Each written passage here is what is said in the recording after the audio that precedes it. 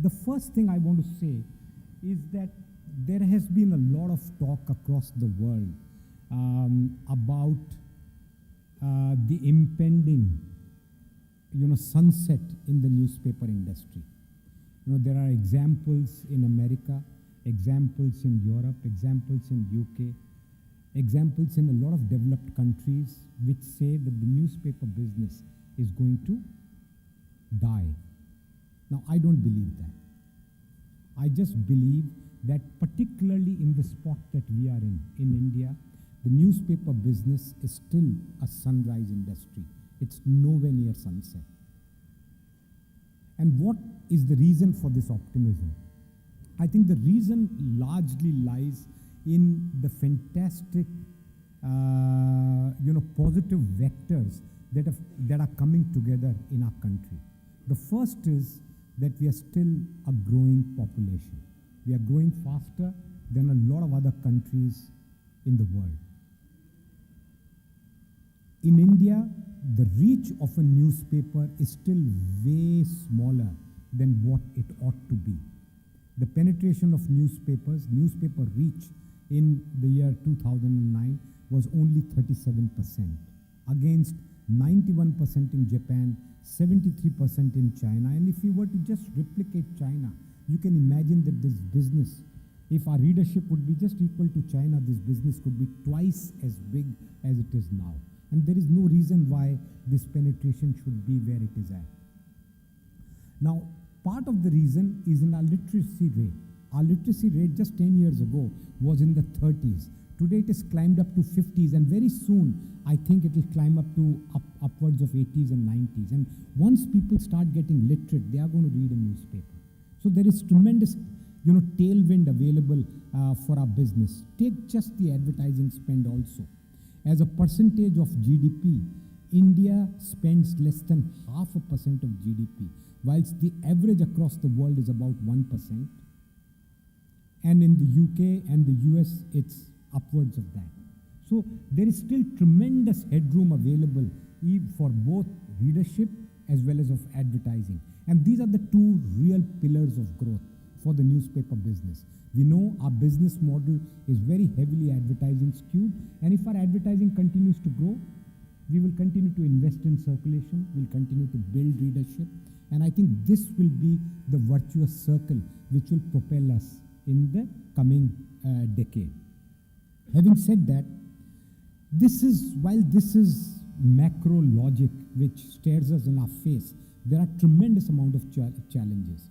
And this opportunity and these challenges you can only look at as a glass half full and half empty. What do I mean when I say challenges? I think our number one challenge is that we need to grow our readership.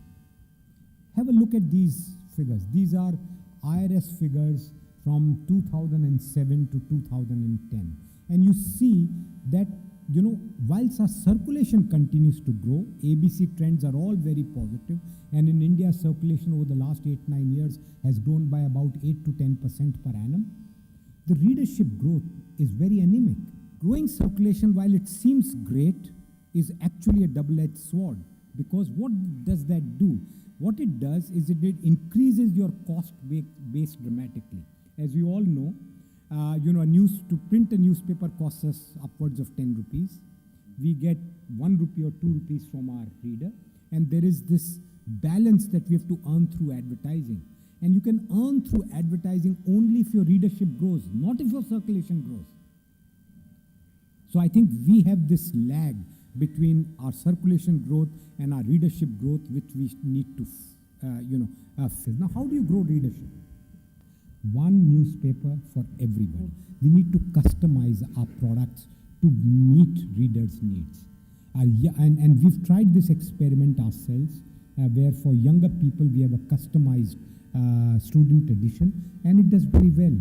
And I think similarly, if we have a paper for women, we have a paper for elderly, we have a paper for younger people, I think it's a start. It's getting to customize a product which is really good for, which meets the needs of those people. Second thing is that in this changing world where information is literally free and at the and is easily accessible. Newspaper cannot afford to be expensive, cannot afford to not deliver great value to our readers, because it should be a no-brainer to the reader that he should buy a newspaper. A newspaper should be something as free as air that he breathes. Third thing is that increasingly, I think our consumers are spending a lot of time on the go, moving around. And we've got to customize our paper for the metro revolution that is going to happen in India, for the transport, inner city transport revolution that is going to happen. And, a company like Midday has taught us that, a transit newspaper or an office newspaper can be a great newspaper. I can't emphasize the point that if we can catch them young, if we can develop young readers, and if we can customize a product, and we produce a paper which they believe is with them, it's not talking to them, but having a conversation with them, then I think we can seed in this habit, which is currently paying us great dividends. Today our readers are aging, but because it is habit for them, they continue to buy the newspaper, and for them there is very little alternative. We want the younger readers to feel exactly that, and they will feel exactly that, not if our paper covers events in an adult to child tone, but covers things which are of interest to our younger readers. And the tone of voice, the way we talk to them, how we present ourselves has to be something which appeals to his environment. Otherwise, he will just not touch a paper. I did mention this before, that I think low cover price is still the key. And if you look at examples within India, and you look at penetration of product categories which are very, very large, 95% product category penetration for toilet soap, you look at the volume that goes through a low unit price item in almost everything, including things like tea and cooking oil. It is the low unit price. That's what India is. And I don't think we can militate against that. We can go against that. I don't think we can play around with our prices. We've tried this many times. Whenever we've taken our cover prices up, our growth has stagnated.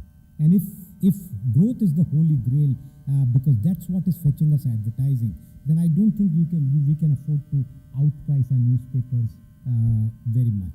And I know that other people have different points of view on this, and I respect that.